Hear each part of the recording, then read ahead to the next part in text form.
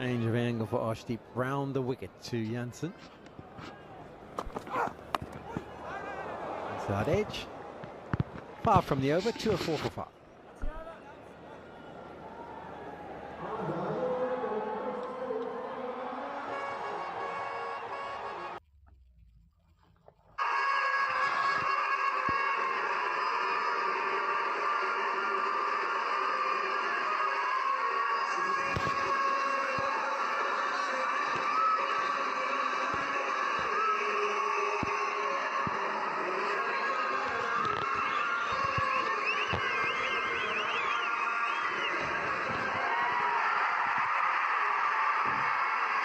Six bowling options. So now that the seamers have kind of settled back into terms, India might wait for the 40th over to reintroduce some of the spinners because they'll have that extra protection.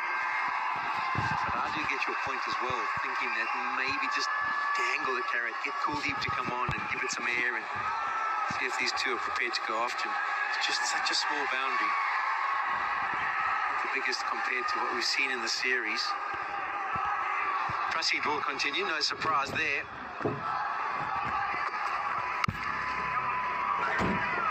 Yeah, just having a look at Quinton de Kock before he got out, he was kind of thinking leg side. You can understand on the angle, that one there, that could have easily gone through extra cover.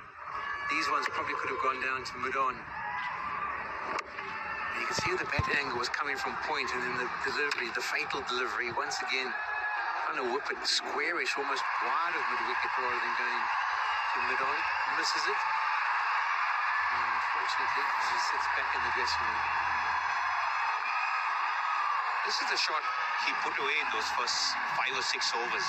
Pretty similar looking shot he was dismissed to against Arshdeep in the second T20, skying 1 to mid-on. The angle of the bat was pretty similar. This time, dismissed bowled. How good is that? How good is that, Marco Jansen? Take a bow on the up. It wasn't a half volley, but beautifully caressed. Marco Jansen is a tall man, and he's made this shot look very easy. It's on the up, it's on the rise. He likes to show his stumps, does Marco Jansen. This occasion, it's just a free flow of the bat. It's a lovely shot to get off the mark. He's the only South African who could have played that off the front foot. Everyone else would have been jumping onto the back foot to try and deal with it.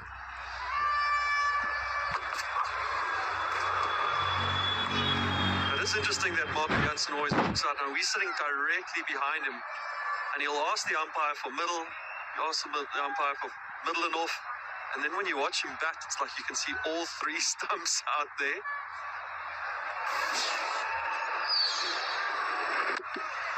There's that boundary. Maybe get Hawkeye to find something that Prasid Krishna's bowled in a similar length into how some of the other batters have dealt with it. They might have looked to punch it off the back foot, but it's just the hands, isn't it? And there's your point, well outside the leg stump. You go for my stumps, I'll play you from there. There's another example. Middles it again down the ground. Just a single this time. Seeing this a lot from modern batters who are finishers. You see Tim David operate from well outside leg stump nowadays. Marco Jansen as well, standing well outside off stump. Able to access that offside a bit more. If you get to middle, you probably couldn't have gotten that gap. What you will find is that the back end of innings is people will start going for that wide line so that he has to reach for it. I mean, he has got reach. Don't get me wrong, he's got the longest reach. But to get down from a bat being cocked up in that position would be difficult. That could be the same length that Marco's hitting through the covers.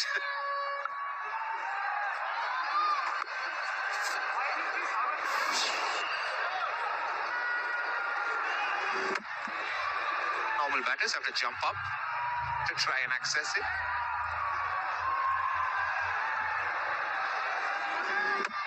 That's normal batters. Can you imagine if he was batting with Tema Bavuma and it was bowled on the same length? It would be a completely different shot.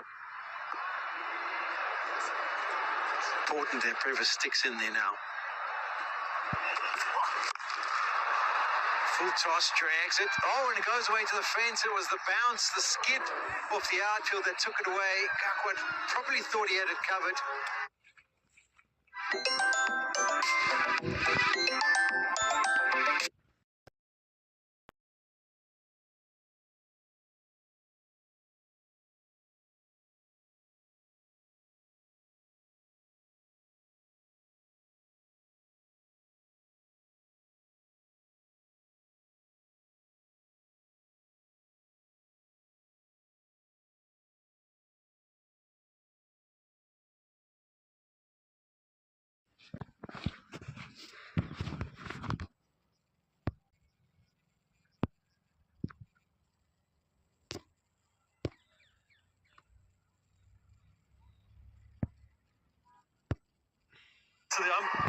moved across, but it does not look like Marco Jansen has moved anywhere. I'd say that's just inside that wide line.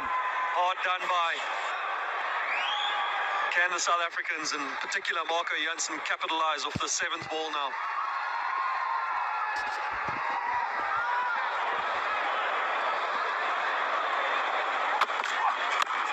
Goes at it in the air, could be taken. Oh, brilliant effort. Couldn't get his fingers underneath it. Tilak Varma, I think it is out there. Don't know if he picked it up all that quickly, but it was a valiant effort to end the over. 35 overs completed, 218 for 5.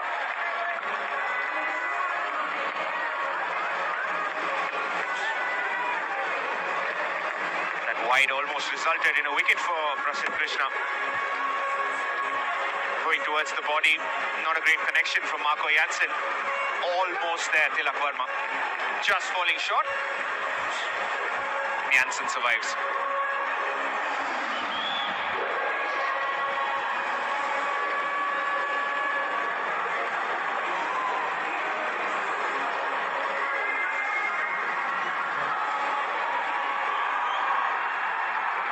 So still no thought now of spin. It's been interesting. Seamers have dominated. Going airborne again, Marco Jansen. Not convinced he had to. I think he needs to try and drag that one down and keep it on the ground.